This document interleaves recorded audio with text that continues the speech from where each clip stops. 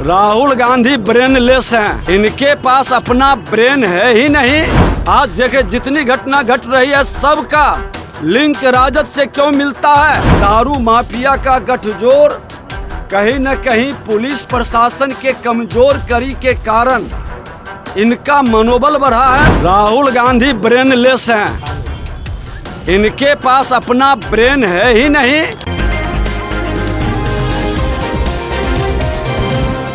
बिहार में दारू माफिया, बालू माफिया और जमीन माफिया के साथ राजद का गठजोड़ है।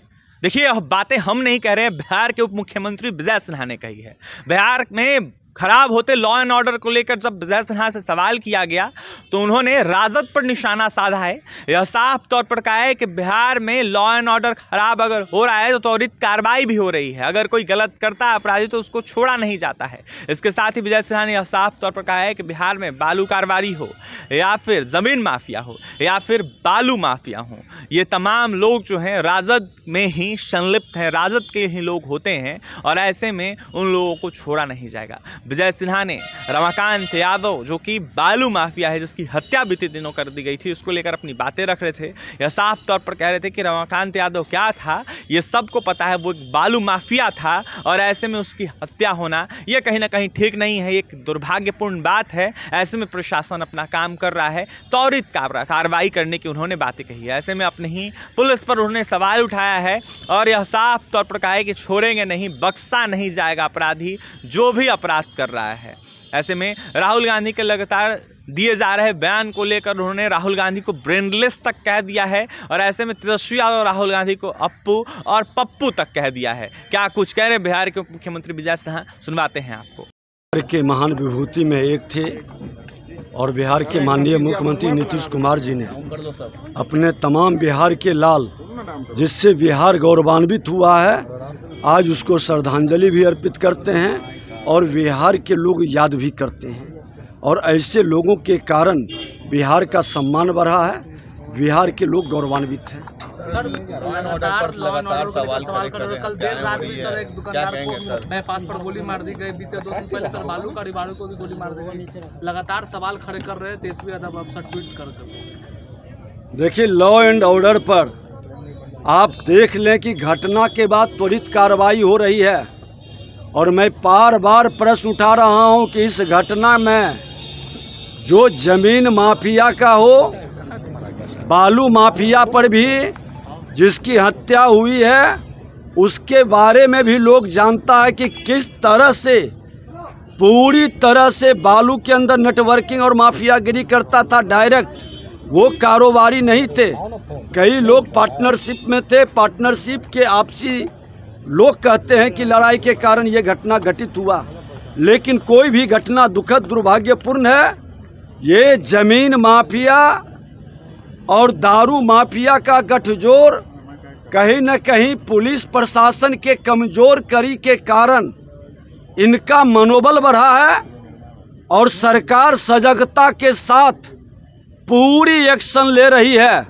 ये पूरे गठजोड़ जिसमें राजद के अधिकतर लोग संलिप्त हैं।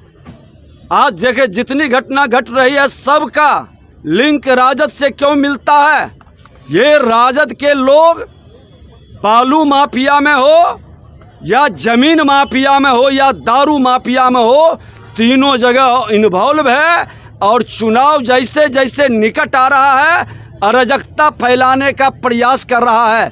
लेकिन इसको पता नहीं है कि आज भी बिहार में बिहारी बेटा जो बिहार के लिए समर्पित है, इस माफिया राज और गुंडा राज को खत्म करने के लिए संकल्पित है और बिहार के मुख्यमंत्री पूरी तरह से लॉ एंड ऑर्डर का पालन कराने में कोई कोताही नहीं बरतेंगे। राहुल गांधी वो उड़ीसा में बोल रहे हैं कि जिस तरह के महाराष्ट्र में चुनाव में चोरी कर रही थी, उसी तरह बिहार में सामान्य तैयारी की प्रयास किया जा रहा है। राहुल गांधी ब्रेनलेस हैं, इनके पास अपना ब्रेन है ही नहीं। संवैधानिक पद पर बैठा व्यक्ति एक संवैधानिक संस्था के बारे में इस तरह का बयान दे ही नहीं सकता और जो बयान देता है क्या वो सही मानसिकता का लोग हो सकता है। राहुल गांधी जी संवैधानिक पद पर बैठ के माननीय सुप्रीम कोर्ट ने भी कहा कि संवैधानिक संस्था पर हम प्रश्न नहीं उठाएंगे, हम प्रश्न नहीं लगाएंगे। उसके बावजूद भी इस व्यक्ति को अकल और बुद्धि नहीं आया। माननीय न्यायालय के आदेश के बाद भी, सुप्रीम कोर्ट के निर्देश के बाद भी चुनाव आयोग पर प्रश्न उठा रहा है। ये व्यक्ति को संवैधानिक पद छोड़ना चाहिए और माफ़ी मांगनी चाहिए। ये अप्पू और पप्पू दोनों समाज को भ्रमित करने का, संविधान का अपमान करने का और संवैधानिक संस्था के बारे में पूरी तरह से भ्रम फैलाने का ठेका ले चुका है। तो आपने सुन लिया, बिहार के उप मुख्यमंत्री विजय सिन्हा थे, जमकर विपक्षी दलों को निशाने पर ले रहे थे, बढ़ते अपराध को लेकर अपनी बातें रख रहे थे और सीधा सीधा राजद पर निशाना साध रहे थे। यह साफ तौर पर कह रहे थे कि बिहार में जो आपराधिक घटना हो रही है उसमें सबसे ज़्यादा अगर कोई है तो वो है राजद के लोग। इसके साथ ही उन्होंने यह साफ तौर पर कहा है कि किसी को नहीं बख्शा जाएगा, कोई भी अपराधी बचेंगे नहीं, सबका सफाया होगा। जब तक जिंदा है विजय सिन्हा तब तक कहीं ना कहीं अपराधी बिहार में नहीं टिकेंगे। तो सीधे सीधे नसीहत है विजय सिन्हा की। तो वहीं विजय सिन्हा ने क्या कुछ कहा है आपने सुना है। पटना से सहयोगी विकास के साथ अभिषेक।